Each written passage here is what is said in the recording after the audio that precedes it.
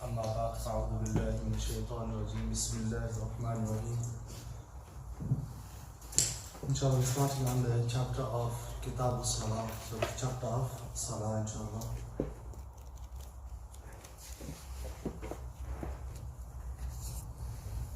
So we're going to be,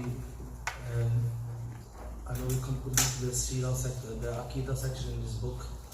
We won't be doing Aqidah for a few lessons, just want to catch up with our fiqh, we're quite behind with our fiqh. So, page number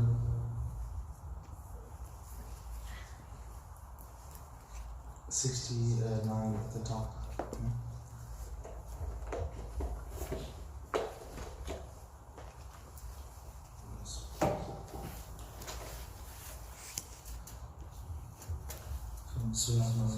So in this part we're going to talk about the 5 prayer times. So the 5 namazah we have, how do we work out the prayer times and the difference in the prayer times itself.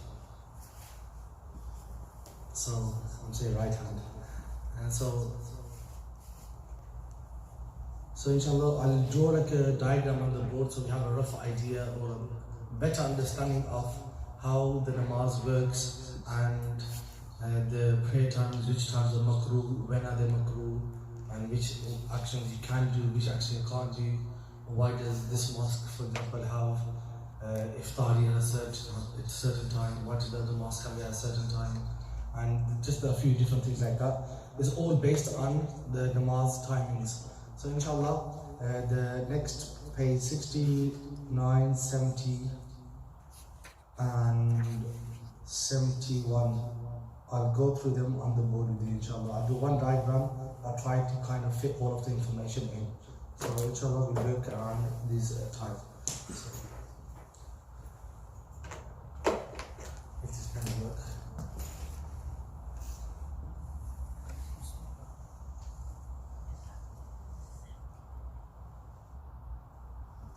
So imagine this is like someone divide the 24 hours up. So the top you could say is daylight hours, right? And the bottom you could say is night. So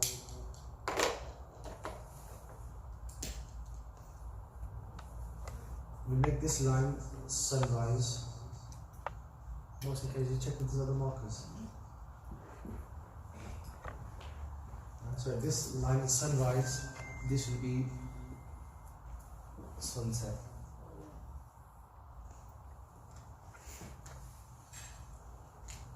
So this is night time, this is the daytime. So if you start from first salah, we start from the first namaz.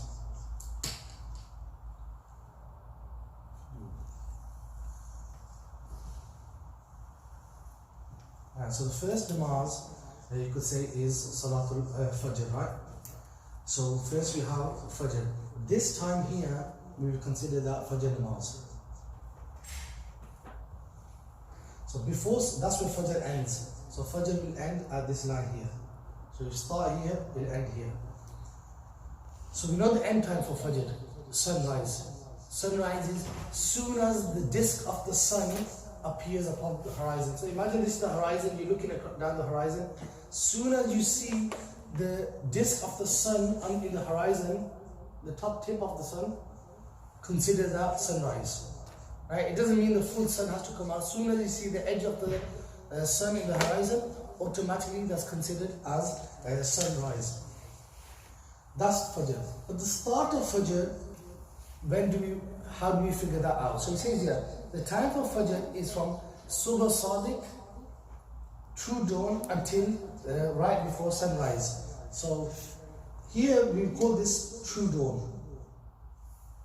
True dawn. True dawn would be, if you're looking at the horizon, right, before the sun comes out, you'll see the light in the sky going upwards. There'll be like a beam. So imagine it's night time, you'll see like a glow in the sky going this way.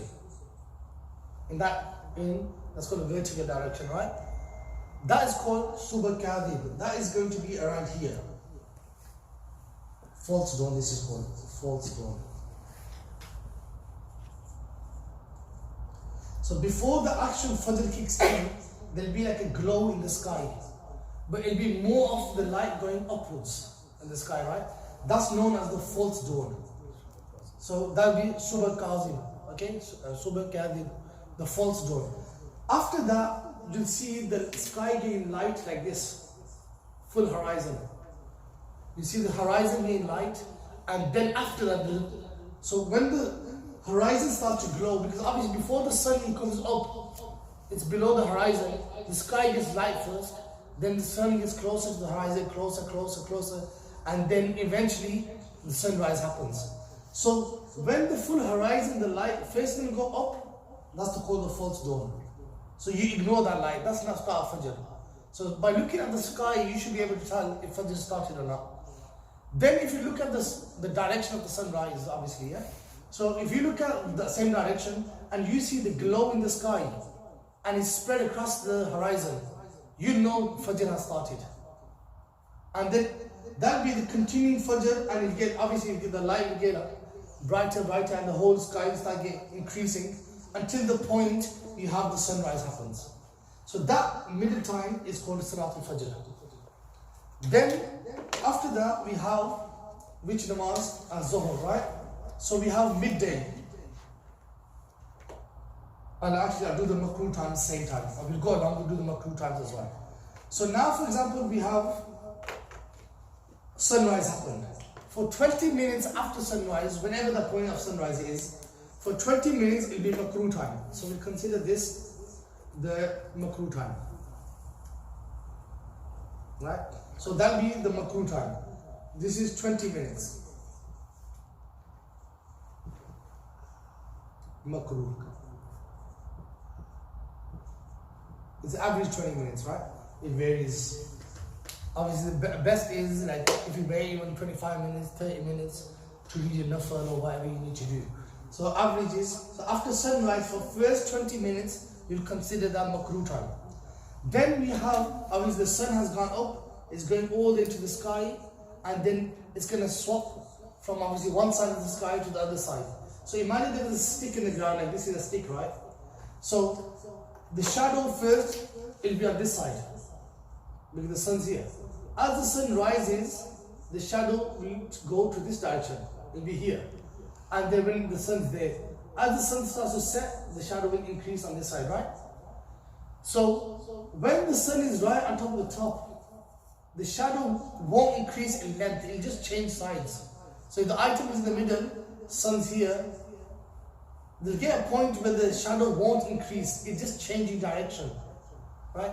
That is the second makruh time, and that's the what we call zawal. You know, our calendar says zawal time, you can't read namaz. That's the second makruh time. So that is, so imagine this is midday, you could say, right, we'll do the start of the Zuhr.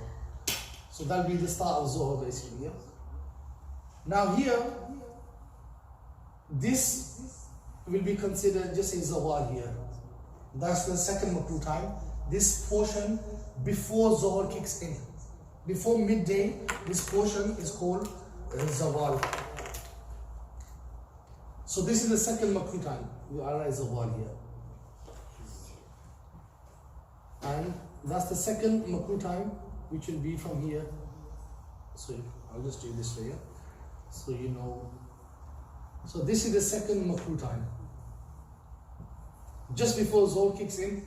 Some ulama row is like 10 minutes, this, that. Other calendars, sometimes there's formula how to work it out, but I don't want to go into too much detail.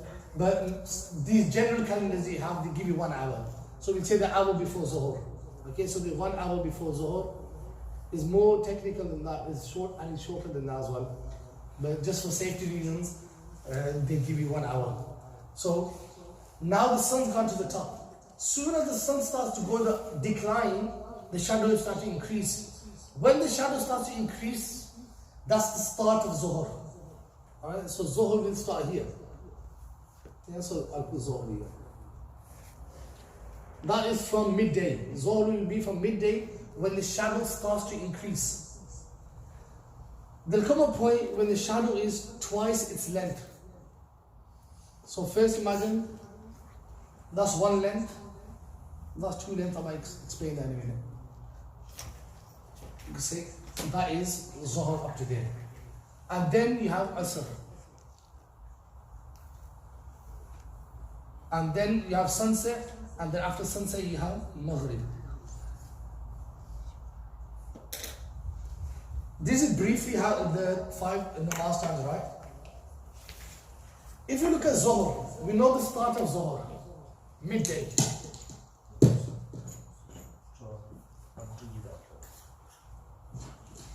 And so the start of Zuhr is midday.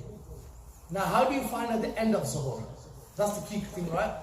Because all these, you can find at the end of Fajr, the sunrise happens. You can find at the start of Zuhr, because it's midday, the sun doesn't start going the other way. And how do you find out the end of Zuhr?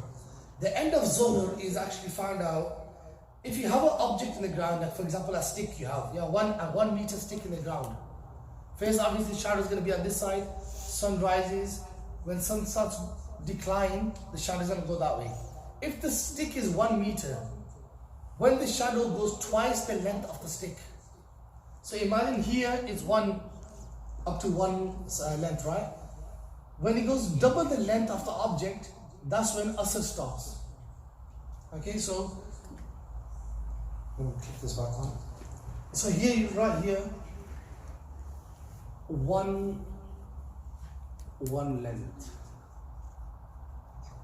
Here will be 2 lengths. If that's spelled right. Right? So then, when the shadow increases, so imagine the stick is 1 meter. When the shadow goes 1 meter, that's one actual opinion in the Hanafi school as well. The 2 students of Imam Abu Hanifa, they are with this opinion. Imam Yusuf and Imam Muhammad. Right? The 2 students of Imam Abu Hanifa, they are with this opinion. So is the Shafi school. The Shafi school say when the shadow of the object is 1 length, Asr starts.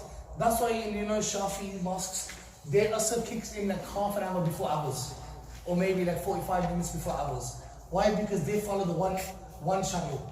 We follow the double the length of the shadow. That's the first thing. So now Imam Abu Hanifa's opinion is double the length. So I'll write Abu Hanifa here so you know. Abu Hanifa.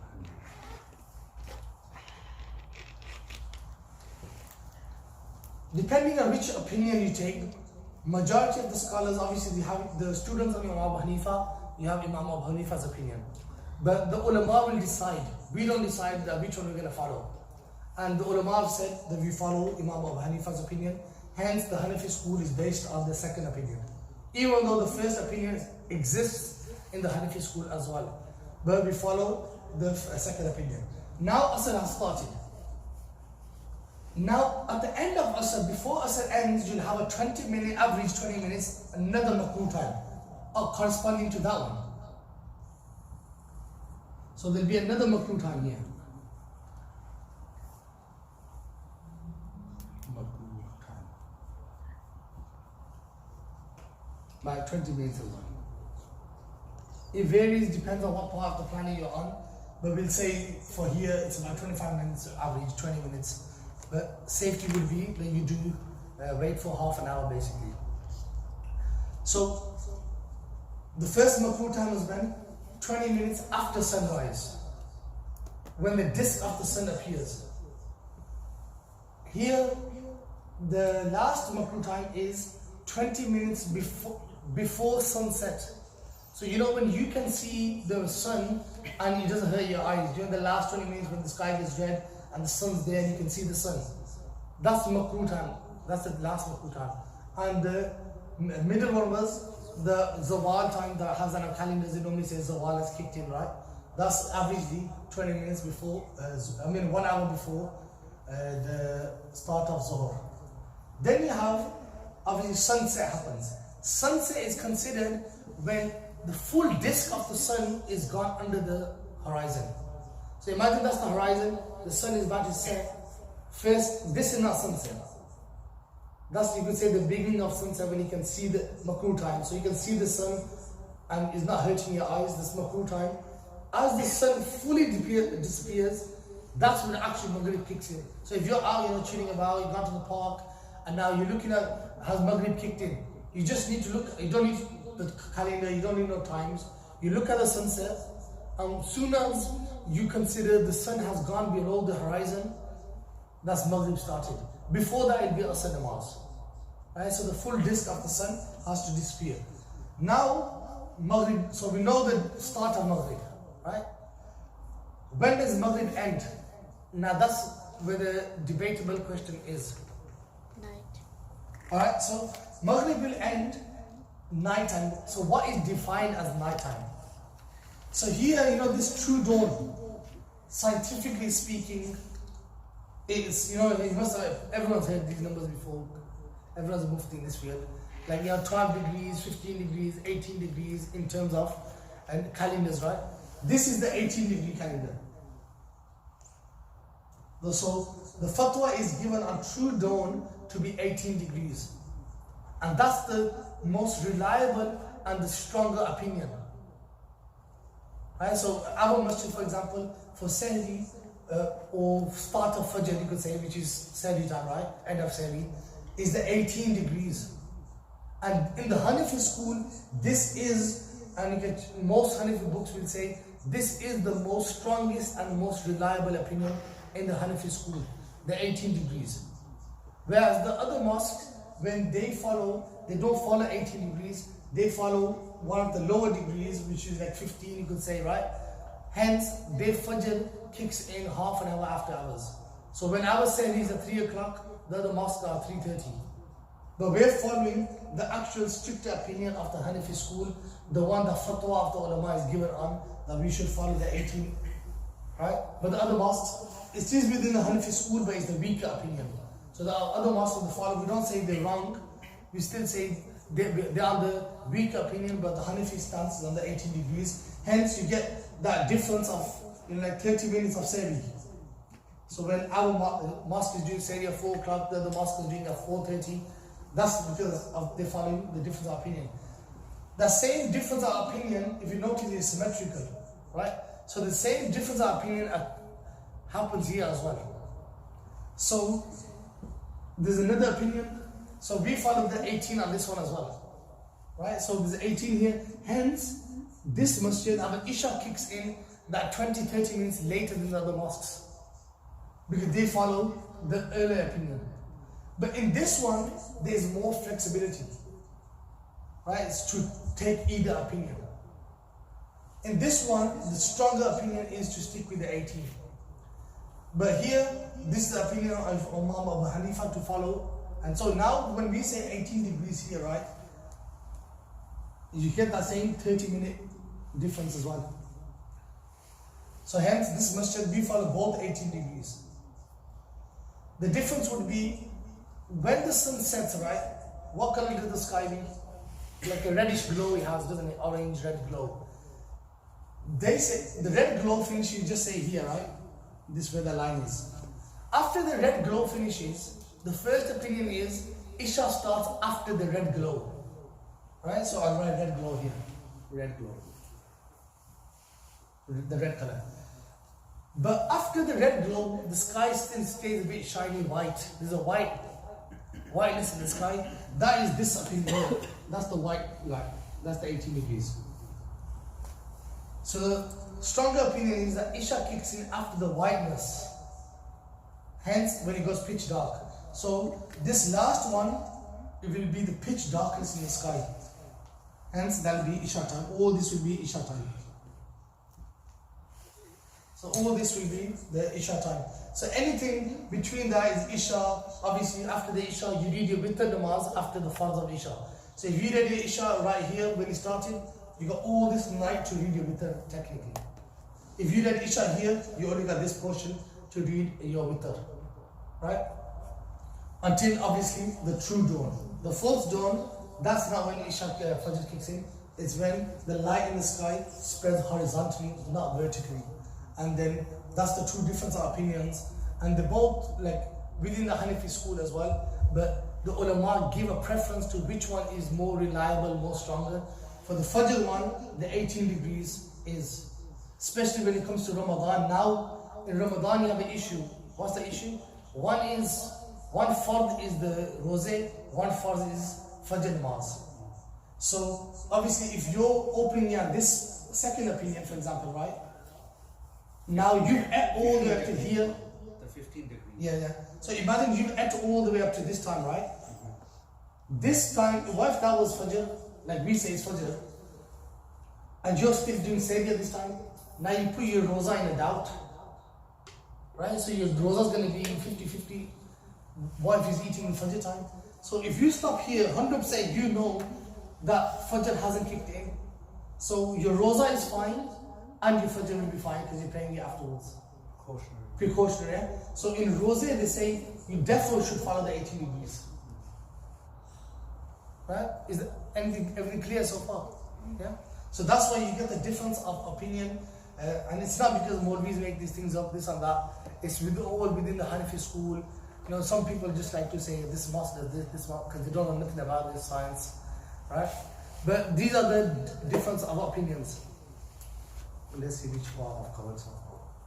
So page 69 says, the time for Fajr is from Suffa-Sadiq until true, which is true dawn until before sunrise. So Suffa-Sadiq until sunrise. Then second, number 2, the time for Zohar is immediately after midday, and then until the shadow of the object is twice its length, which was here. I said the shadow is twice the length. Then it says, or according to a second opinion, equivalent to one length, i.e. its own length of the object, which is one length. And it says the second, the opinion of one length is of Imam Yusuf and Imam Muhammad. However, the preference is given in the Hanafi school to the second opinion, the opinion of Imam Abu Hanifa himself, not his students. Then it says for the time for Asr. The time from Asr is depending on where you agree, which fatwa you're following. And the fatwa you have to follow is of that time, of those ulama of that time. So the fatwa of, if you see any mosque, Hanafi mosque, this masjid, central mosque, the Sunni mosque, or even like the Deobandi mosque, generally for all Hanafis, they're taking this second opinion, Imam Abu Hanifa. So that be like an agreed upon opinion within Sunni mosques and otherwise as well, anyone who follows Imam Abu Hanifa. Then you have the fourth namaz, which is Suffa-tul-Maghrib. Suffa-tul-Maghrib is from the disappearance of the sun, i.e. sunset, until, then he mentions here, until the disappearance of the red twilight. According to this author, he's with the red opinion. So this author gives the preference to the red opinion for the guy who translated this book. So he says the fatwa he follows is according to the redness. However, the second one is obviously wrote in the footnotes. He said the opinion of Imam Abu Hanifa, however, is that the end of Maghrib is when the whiteness finishes. So this is the opinion of Imam Abu Hanifa. Again, Abu Hanifa. So the 18 degrees is again back to, and that's the opinion this masjid follows. Hence there's a 30 minutes difference in our Isha time according to like Al-Hira Masjid or Qazi Sal Masjid and so on, Central Masjid. They follow this opinion, and on this side they follow this opinion as well. But we follow the more strict and more authentic opinion, the 18 degrees on those days. Then he says the time for Isha is, and Witr is from whatever point you agree on, he's saying. So if you're on the red opinion or you're on the white opinion, right? So whichever point you agree on, from that point onwards, all the way until the true dawn, i.e. whichever point you agree on here as well. So the first one or the second one. So those who follow the red, their Isha will be from this red one until this basically red one as well. Because first the lights will come out and then the 18 degrees. Same here what he mentions here, right? Our Isha in this mosque, for example, it'll be just say half an hour here, extra half an hour. So our Isha will be half an hour or 1 hour more longer than the other people's.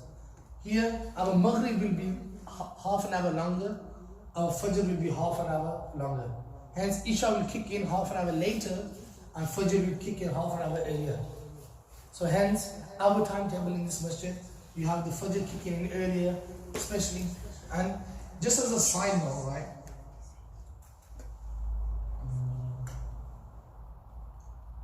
So we've done the 3 makruh times as well, which is on page number 71. Now they're giving you just, I'll do the extra points here. So this is all of Zohr time, this is all of Asr. Asr is technically up to the sunset. But reading the Asr in the last 20 minutes is makruh. Right, so keep that in mind. So imagine this is 2 o'clock and this is like 4 o'clock, right? Current times now. So 2 o'clock Asr kicked in, Maghrib kicks in at 4 o'clock. From 3:30 onwards is makruh to read your Asr. So you should get your Asr done before the last 20 minutes kick in. Right? So if you leave your Asr in the last 20 minutes of Asr, then you're sinful for doing that.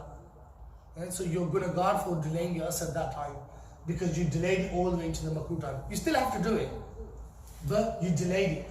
Another thing is, depending on these 2 opinions, when Isha kicks in, you know, for the rule, when they normally say, when you should read Maghrib, you should read straight away. If you delay, your Maghrib doesn't happen. Yeah, you might have heard this before, right? Because there's a preferred times for every namaz. If this paper one works, I'll put the marks for. So it says here the preferred times or recommended mustahab times for each namaz. So even though this is all of Fajr, right? So it says here, the Fajr when the light begins to appear, i.e., you know, when it gets closer to the end. So you could say this last portion is the ideal time. Not last, but up to here you could say. This last portion up to here, right, is the ideal time that you should be reading Fajr. So hence most Jamaats in the mosque happen around this time. Okay, so why? It should be enough time that imagine you realize, you know what, I had to do ghusl, my Fajr didn't count. How long will it take you to do ghusl? About 20 minutes, right? And then repeat in namaz in another 10 minutes. So altogether half an hour. So you should be basically half an hour before the end time. So this is the ideal time or the preferred time to read Fajr namaz. Then it says for Zohr namaz. In the summer, you should delay the Zohr into the last portion. So this will be like, for example, the summer time. So in the summer, it's extremely hot to read Zohr. So you delay when it gets cooler. So you can say summer, it'll be like around this time to read Zohr in this time, summer. This is the preferred time in the summer. In the winter, it's we'll do one at a time, then we know what's going on. Then for Asr, to delay before the sun changes. So I told you this is the makruh time when the sun starts to change. So the Asr would be preferred time around this time. Yeah, so before the makruh time kicks in, but not right at the start as well, it's better to slightly delay your Asr and then read accordingly to that. And then he says, for Maghrib, it's soon as Maghrib kicks in, you read Maghrib straight away. Hence, straight the azan happens in every masjid, and then the Jamaat happens straight away. Why? Because you should read the Maghrib straight away. Hence, for Maghrib, the preferred time is straight away. And then the last one he mentions, if it does. So he mentions here about Zohr in the winter and Maghrib. So Zohr in the winter, he said basically this time. In the winter, you read Zohr at this time. So soon as the Zohr kicks in the first portion of Zohr, so we say first half of Zohr is better to read, and then summer in the second half of Zohr, when it's cooler basically in the sky. And then it says here, if it's cloudy in the sky, then Asr and Isha as soon as the time enters. So if it's cloudy, you read Asr here, because you might get it confused with the makruh time, that's why. So it's better to read, when it's cloudy, to read Asr straight away and Isha straight away as well. And they just told you that those are the mustahab and desirable times to pray the salahs. Yeah, so these are the purple ones are the ideal times to pray the namaz themselves. And obviously, generally for Isha, imagine this is midnight, right? The midnight. Ideally, you should pray Isha before midnight. So generally, Isha ruling, you should try to get it done. Obviously, the longer you leave it, the later you get. So you ideally should read Isha during its starting period of time.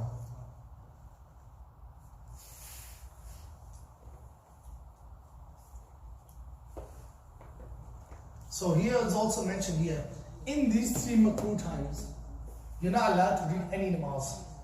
So no namaz is allowed in this time, apart from the Asr of that day. Like I told you, Asr technically finishes here. This is where Asr technically finishes. But because this last 20 minutes makruh, you're sinful for delaying it, but you still have to read it. But whereas the other namaz, they finish as soon as obviously the time finishes. Asr, there's like a makruh time in the end, hence you can still read it if you need to read it. Imagine you're on the motorway, there's no services, and by the time you got to the service, it was into the makruh time, you still read your namaz. Some people are like, oh no, it's makruh time, you can't read. Then they miss the namaz, they make qaza, which is not allowed. You still have to pray your Asr namaz in that time. So only for a majburi, you can leave it, like I mentioned. Sometimes it says next service 17 miles away or something, right? And then you're kind of stuck on the motorway. So, but generally, if you can, you read it straight away as soon as possible. But no other namaz should be done, no nafal, no nothing. No qaza namaz or anything is allowed in the 3 makruh times. Then at the end of, this is covering 3 pages that are done on this side. Then it is just like to pray nafal namaz, so in certain times as well. So generally, out of all these 3 makruh times, you can read nafal namaz. That's the main understanding, right? People think you can read namaz, nafal, throughout Zohr you can read nafal, throughout Asr you can read nafal, throughout Maghrib and throughout Isha you can read nafal. Qaza namaz, to clarify, apart from the 3 makruh times, you can read qaza namaz.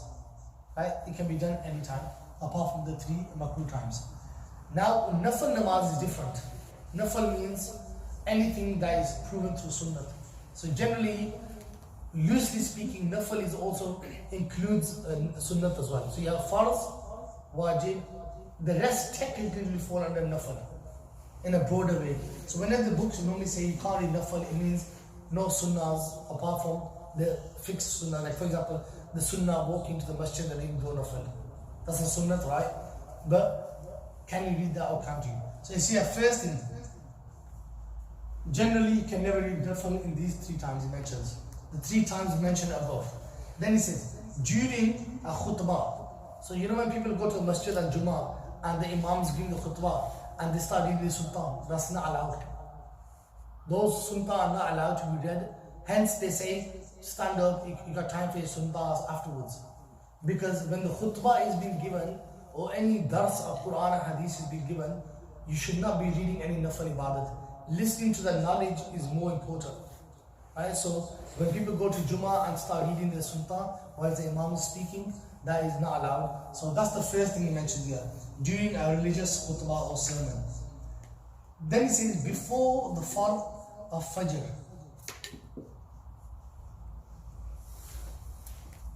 I don't know why there are 2 bullet points, but it should be both anyway. So, before and after. Basically, in the entire Fajr time. Entire Fajr time, you're not allowed to read nafal. Only the do sultan and the do farz. No other namaz should be read, apart from if you do qaza, and that qaza should be done at home. Because any qaza namaz you do in public, you're making people witnesses that you missed namaz. Right? So you're not allowed to read qaza in public, unless it's like, for example, after Zohr, they might think you're doing nafal, so you can do it. Yeah? But if you're doing so much, they might think he's definitely doing qaza. Then if someone says you're doing qaza, obviously now you put them in doubt, so you shouldn't do it like that anyway. So qaza should be read in secret as well. So in Fajr namaz, you can't do any other namaz apart from your do sultan and your do farz. Then he mentions here,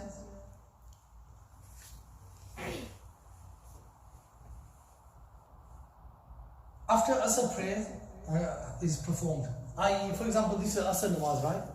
If you read your farz of Asr, after that you can't. So if you read your farz here, the rest of the time you can't. If you read your farz here, then this rest of the time you can't. So whenever you're ready farz of asr, that's it, you can't do any nafil. Right? So if you want to do any nafil or any optional namaz, you do it before the farz of asr. Right? So all zuhr you have, you can do nafil namaz until you actually ready asr. If you ready asr, then until maghrib ends. Right? Another simple way, like a good way to remember is, any namaz, like if you think about like fajr for example, you have 2 sunnah, 2 farz. After the farz you got nothing. That means you can't do nafil. After Zohr, what you have, 2 sunnah and 2 nafil. That means you're open to nafil, you can do hundreds of nafil afterwards. After Asr, what you have? Nothing. So that means namaz is not allowed after Asr. Easy way to remember. So after Fajr and after Asr. After Isha, what you have Sultan, Zalam, nafil. So that means you're open to nafil, you can do as much as you want.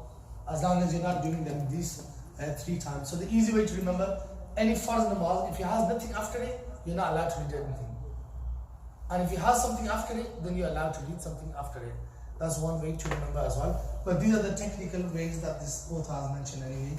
And it's good to know the proper way. Another thing which in the Hanafi school is really important to know as well, which the author mentions here, it is not valid to combine any 2 prayers in one prayer time. We have this in other schools. They, like for example, when they go to, people travel and they read Zohar and Asr together. Maybe we're going to the airport, they're like, oh, Asr is going to be on the plane, you know what, I'm reading Zohar and Asr. It's Zohar time, they read both of them as well. Or it's Maghrib time, they're reading Isha with it as well. This is not allowed in the Hanafi school. You can't do 2 namazah together. Every namaz has to be done in its own fixed time. Allah subhanahu wa ta'ala says that every salah has been given a fixed time. Yeah? Only one occasion in the Hanafis that we can join 2 namazah together is al-Hajj. Yeah? So when you're in Arafat and when you're in Muzdalifah. In Arafat in the morning, you read your Zohar and Asr in Zohar time. So you read in Zohar time, you read 2 namazah, Zohar and Asr. And then in Isha time, you read Maghrib and Isha. So this middle part, Asr and Maghrib, you're not reading any namaz. And it gives you the time to travel from Arafat to Muzdalifah. So you have the journey that you're going to do on the day of Hajj from Arafat to Muzdalifah. Then you've read Asr and Zohar in Zohar time, and you read Maghrib and Isha in Isha time. But for Hanafis, joining those 2 namazah, so these 2, Maghrib and Isha and Asr and Zohar, it's only for Hajj. Normally people try to fit it, oh, we're traveling, we're going to join 2 namazah together. It's not happening, right? Every namaz Allah said in the Quran has its own fixed time. We got proof for Hajj, hence we can do it on Hajj. Apart from that, we don't combine any namaz. If you want to say, how would you manage that? They should mention that later on, but I'll tell that anyway. On the plane, you do the namaz. Whenever you're traveling, you do it according to your own location. Obviously now traveling is getting faster as well, so you're not going to basically, if you're walking from Luton somewhere, imagine you're walking to London, right? You think you're a hero. Maybe after 2 hours you can still use Luton timetable. Right? It's going to be a few minutes off. But if you're driving to London, 20 minutes later you can't be using Luton timetable because it's going to be 5 minutes off. If you're in a plane, then in 20 minutes later you can't probably use the UK one, right? So it depends on how fast you're traveling as well. So as a Muslim, generally, we should, before we travel, like for example, I'm traveling to Pakistan, right? People have the 6 bucks ready and they're studying, I'm taking this for my chacha, I'm taking this for my pupu, I'm taking this for that poor guy, I'm taking this, I'm taking that. And they're overweight all the time. The way we prepare for our holidays, that's the way first thing we should prepare is, okay, the tickets are booked. How are we going to read Zohar? Where are we going to be at Zohar time? Where are we going to be at Asr time? Where are we going to be at Maghrib time? And where are we going to be? Now plan how we're going to do these namazah first. Then pack your bags. Right? So that's one thing. Especially if it's, for example, Ramadan. Where's my iftari going to be? Where's my sahri going to be? That we need to check as well. Obviously, it's optional if you're traveling far more than 57 miles or 60 miles, whatever opinion you follow, right? If you're traveling, you have the option to obviously not keep the roza, but generally it's better to keep it if you can. But whenever it's a general rule anyway, whenever you're traveling on a plane, whatever it is, you prepare that beforehand. you know you're going to that place, you know you're doing that journey, so how am I going to fix my namaz, where my namaz is going to be done, and then you work around your namaz times. But as a side note, if you're on a plane, obviously you don't know the Qibla direction, even if you do, the plane might change, right? So in that case, you pray in the direction the plane is going. You just pray in your seat. Same with the train, you don't have any control of the train as well. The trucks kind of keep moving, and some people try to pray on the train standing up, and this is something that shouldn't be done, because it always says there for health and safety, please keep the passageway empty. Right? If there's a fire or something, you're doing sajda, the guys need to get out. Yeah, it's going to be a pylon, no one's getting out. So, yeah, so generally, you should use your akal as well. Some people try to be heroes, yeah, I can do it, don't worry. Use your akal as well. Islam doesn't say put people's life in danger. So, in those places that you can't control the means of control, like a ship, you can't control the direction, you can't control anything. A train, you can't control anything because you're not in charge. A plane, you can't control. So, you just read in the direction it's going on. And the ulama have said, and you read in your seat in most of these things, places as well. But for safety, for the plane and the car one, precautionary, the ulama mentioned, when you get off and get to your destination, you repeat the namaz again. And they just say as a precautionary, you repeat the namaz again. Starji, I've got a question. You know, you were saying that because of you got every namaz, you have a recommendation of when to exactly read it. You know, work, because of our work and stuff like that, sometimes they don't give you breaks on accordingly. So, if for example, Zohar starts out, I'm giving you an example, 11:45, and if I was to read at 11:50, then is that you can read at 11:46. I could read straight away, but I won't get no, you don't get Quran. Because now whether it's winter or these summer, are desirable, you know, these are preferred ones. When you should read, they're mustahab. When is the ulama advise that you read it at this time, right? But now is you got a job which is farz on you, feeding your family is farz. So you're not going to say, you know what, I'm going to do a nafal action, which is like a mustahab, like a nafal. I'm going to do the best time my namaz, but I'd rather lose my job. Obviously, you have to balance. So whichever's your intention, obviously Allah knows your circumstances. But this is for like people generally, like the jamaats in mosques, right? If they, like for our mosque, we generally, sometimes we don't follow this in our mosque. For Maghrib we do, but for the other ones we don't. Because if they clash with the children's class times. So when they clash with the students' class time, we do according to the class times. If we do in the middle of the class, then half an hour, 40 minutes of the namaz cuts into the class time, so we don't do it. So we do either move the namaz to the start of the class, end of the class. So sometimes we don't apply, but in a Jamia mosque, like from the central masjid, they should follow that. Because their classes and everything is separate, and the namaz is a separate whole.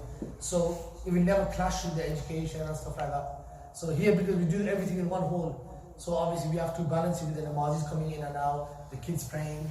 So some mosques like this one might not apply to the point, but Jamia mosques, where they have the space and ability, they should be doing the jamaats accordingly to the timing, which is convenient. But obviously you have to be realistic as well with the circumstances, the community we live in, country we live in. All these things play a massive role as well. You say I'm going to do, like for example, you got the option of summer and winter for Zohar namaz. It gets cooler around 3 o'clock. You say I'm going to do Jamaat at 3 o'clock. You know all the parents are going to be picking the children up from school. So logically it won't make sense for the masjid to do it at that time, because namazi can't come. So hence they do it 1 o'clock and 2 o'clock. Why 2 o'clock, anyone who doesn't read namaz in Jamaat, he reads namaz in Jamaat. At 3 o'clock school's finished, they gotta go pick their children up, and then at least that way they're in namaz in Jamaat. If they wait for the 3 o'clock or even 3:30, parents are still going to be on the road. 4 o'clock, parents still going to be on the road as well, preparing for masjid. It's an inconvenience for our current circumstances as well. So hence, they normally do 1 o'clock and 2 o'clock in the UK. That's the first 3 or 4 pages of the namaz chapter done. Inshallah, next lesson will start on the chapter of Azan and Iqamat. Inshallah, shall we do a few until half past? We'll do half the next book, inshallah. Shall we put it in the So inshallah we do a few or 10 minutes on the next book. If you have any questions on that, do let me know inshallah. I was supposed to send you a video about it, only said one person. I'm not saying it's my inshallah I'm posting a Friday group. Just a bit of scientific background as well and how the sky and the sun works. What page is it at? I think it's 14. Okay, we finished on, we started on the etiquette of staying in the mosque until sunrise. And then he mentioned when you're going to enter the mosque, you walk on the right foot. And then there's all those du'as for 1.5 pages. And then moving on. When you finish, so it's on page 44 at the top should be. So he mentions here, when you finish supplicating, making the du'as, this is so when you came into the masjid of Fajr time, you read your 2 sunnahs, you sit there and you zikr, you don't waste time. Then he says,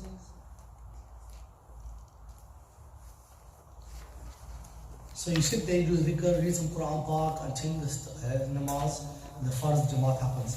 Then when you hear the call to prayer, stop what you're doing and devote yourself to responding to the mu'adhin. And when the mu'adhin says, Allah is greatest, Allahu Akbar, Allahu Akbar, repeat after him. So when the mu'adhin says, Allahu Akbar, Allahu Akbar, then we reply. That's why when the adhan is given, there's like a show waqfa, like a, 2 minutes or 2 seconds, you could say, of silence between the sentences. So the person listening to the adhan, the other base, he replies to the adhan. So the mu'adhin says, Allahu Akbar, Allahu Akbar. You, the listener, say, you repeat after him. Same with all the statements of the adhan. Then when he gets to, likewise when he gets to saying, he says, Hayya ala salah, Hayya ala falah. He can say in them, La hawla wa la quwwata illa billahi al-ali al-azim. So for La hawla wa la, for Hayya ala salah, come to salah, Hayya ala falah, come to success. He doesn't copy those sentences. The rest of them he copies what the mu'adhin says, Ashhadu la ilaha illallah, he'll say Ashhadu la ilaha illallah, Ashhadu anna Muhammad Rasulullah, he'll say Ashhadu anna Muhammad Rasulullah. But when it says Hayya ala salah or Hayya ala falah, you say La hawla wa la quwwata illa billahi al-ali al-azim. This is the adab of answering the adhan. When the mu'adhin for Fajr says وَإِذَا قَالَ الصَّلَاةُ خَيْرٌ مِنَ النَّوْمِ, when the Fajr azan, the mu'adhin, he adds the extra word, doesn't it? Salah is better than sleep. And Salah is better than sleep. He says, صَدَقْتَ وَبَرَرْتَ. You have spoken the truth. You have spoken the truth. He can say that. وَإِذَا سَمِعْتَ إِقَامَةً. When he hears the iqamah, then he says exactly the same thing. As the iqamah is being said, this is the opinion that Imam Ghazali mentions, that you say the same thing. إِلَّا فِي قَوْلِ قَدْ قَامَتِ الصَّلَاةِ قَدْ قَامَتِ الصَّلَاةِ. He says for the iqamah you do the same thing, i.e. the main maqsad is, right, you're paying attention to the adhan. You're aware and conscious of the adhan, you're replying to the adhan. Sometimes it's a verbal reply that you can give, and sometimes it's more, the ulama mentioned that it's got to do the actions as well. When the adhan is given, you don't reply to the adhan and kind of watch a TV. No, azan is given, you get up and you go and do your wudu, you start preparing for the namaz. Even though you might live in a place that that, for example, you can't make it for the jamaat, for example, right? You don't have a car or anything, and it's extremely, raining outside really badly. And by the time you get to the masjid, you're going to be fully drenched and you won't be in a state to read the namaz. Right? So the ulama mentioned 1 or 2 exemptions, or imagine it's snowing, for example, we have these loudspeakers on as well. In the UK we have those radios for the adhan, for example, right? So the adhan is given, namaz time has kicked in, okay, the roads are really bad, I can't make it to the masjid, but still get up and prepare for the salah at home. Don't just keep sitting down watching TV and whatever you're doing.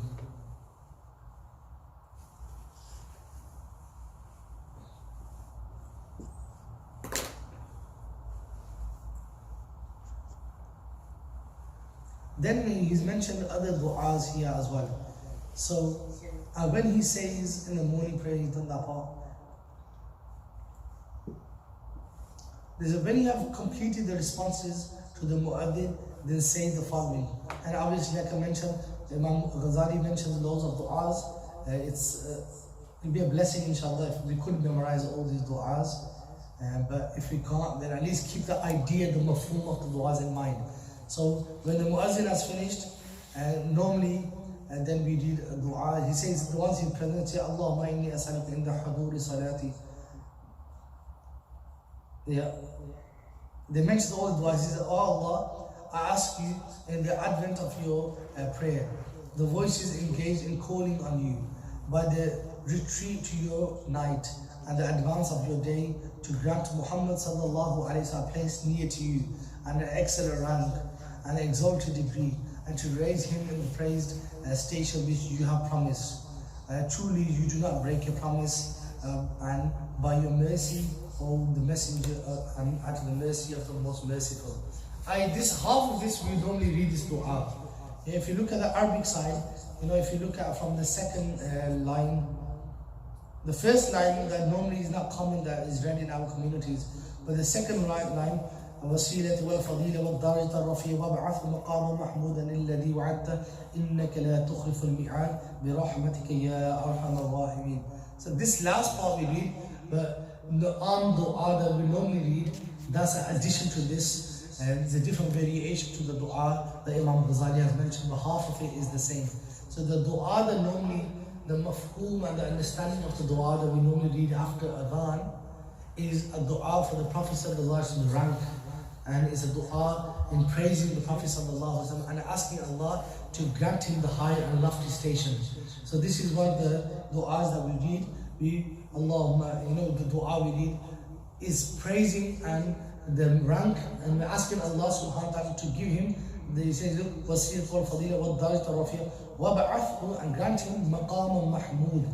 Grant the Prophet ﷺ the maqam al mahmud. Alladhi wa'athta, the one you have promised him.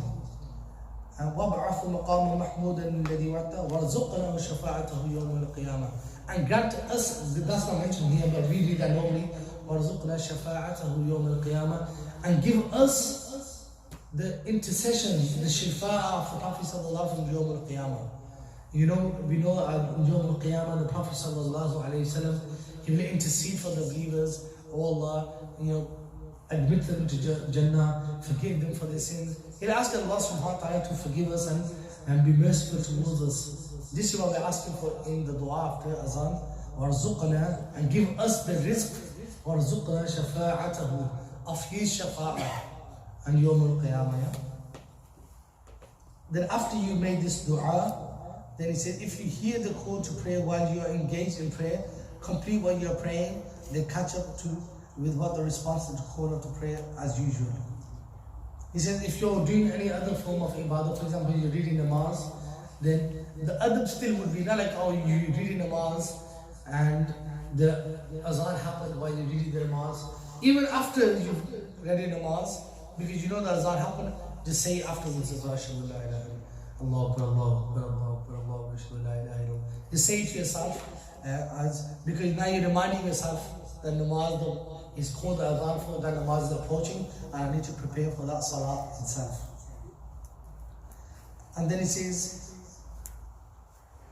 when the imam starts the fard salah, do not occupy yourself with anything except following him, and perform the 2 rakahs of the obligatory prayer in the way that will shortly be explained to you in the method of prayer and its etiquettes. When you have completed the prayer, say, and then he gives dua, and another dua to read after you have read the fard namaz.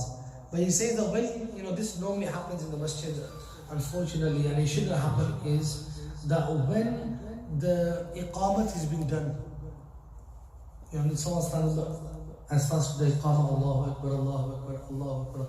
People are still standing at the back, gossiping, waiting for everyone to stand up, then I'm going to stand up and join at the end. If you're sitting right at the back, even though the ulama mentioned that, right, when should we stand for iqamat? And they say you should stand up on hayya ala salah. That's if you sat in the right place in the first place. Because the real adab of the masjid when you come for Fajr namaz or any namaz is, you go sit where you intend to read your namaz. So if you're coming in and you're going to read namaz in the first line because the first line is empty, don't sit at the back leaning on the radiators. Because when the imam says hayya ala, or the muadhin says hayya ala salah, hayya ala salah, hayya ala falah, and you start from the back of there, by the time you finish, you're still at the back. The lines are incomplete, the imam is waiting, guys, so your lines are. So the other is, you come into the masjid and you sit at the front of the masjid where you intend to read your namaz. If the line is free, then you sit right at front, closer to the imam possible. So when the muadhin stands up and reads the iqamat, you don't have any issue. The imams are saying, come forward guys, fill up the first line. That shouldn't be the case. Unfortunately, that happens every namaz, every masjid, and you have to remind again and again. But we should remind ourselves that when we go to the masjid, I'm going to be in the right place. If other people are not, let them be. At least we know what to do, and then we should sit in the right place and wait for the namaz. And sometimes what happens, I'll mention as a side note, is that when we come to the masjid and I'll finish on this, so the next lesson we start on the next page, inshallah. But is a narration mentioned that when you come to the masjid and you leave your house only for the intention to read the namaz with jamaat, then you get the reward for the jamaat whilst you're waiting the namaz masjid as well. For example, you left your house to read Zohr and Zohr is at 1 o'clock. You arrived here, it's 12:50. There's two options now. One of your mates are there, you sit there and chat to him. Or you pull out your phone and start playing on your phone. And the second is, you sit in the line as if you're waiting only for namaz. And I do dhikr, just wait. If you're sitting and you left your home for namaz and you're sitting in the line just to wait for namaz, your namaz, the reward for the namaz has already started. So if you walked in at 12:15, 10 minutes left for namaz, you sat in the first line and waiting for the jamaat to start, your reward has started. If you sit, okay, you know what, the 10 minutes left, let's wait for that guy, let's chat to that guy, let's play on my phone, your reward hasn't started. Rather, you're wasting your reward. Because you're talking in the masjid, you burn your reward away, your rewards get burnt away as if you're burning dry leaves. Imagine fire burning dry leaves, right? And how quickly, that's how quickly your rewards are wasted when you're talking in the masjid. So I pray that Allah subhanahu wa ta'ala gives us all the tawfiq that when we do attend the house of Allah subhanahu wa ta'ala, we don't waste our reward.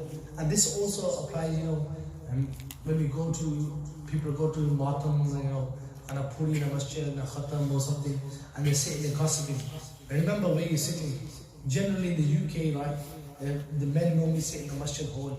So you have to keep the adab of the masjid in mind. Normally people go to a janaza or a matam and in the puri they're sitting and they find the first guy next to them, yeah bro, long time no see, where you been, what are you doing these days, this and that. Still remind yourself. For the ladies, for example, they're open to a bit more relaxed. Why? Because they don't be in the masjid hall. You as men in the UK generally, we sit in the masjid hall whenever there's a janazah and stuff like that. So we should keep the adab in mind as well. And the best thing is, you go sit there, do your Fatiha, your whatever, and just sit to a side where you don't know the guys. If normally people look around, if you don't know, okay, my friends over there, I'll go sit over there next to him. My advice is, look for a place where you don't know the guys and go sit there. Because most likely they're not going to entertain you, they're not going to talk to you. And the reason you've gone there is to do afsoos, and the people will know that he came to do afsoos and he went. And you know that you never gossiped while you're there, you never spoke, futile conversations in the masjid, and you never burnt your reward away. I pray that Allah subhanahu wa ta'ala gives all the tawfiq. Ameen.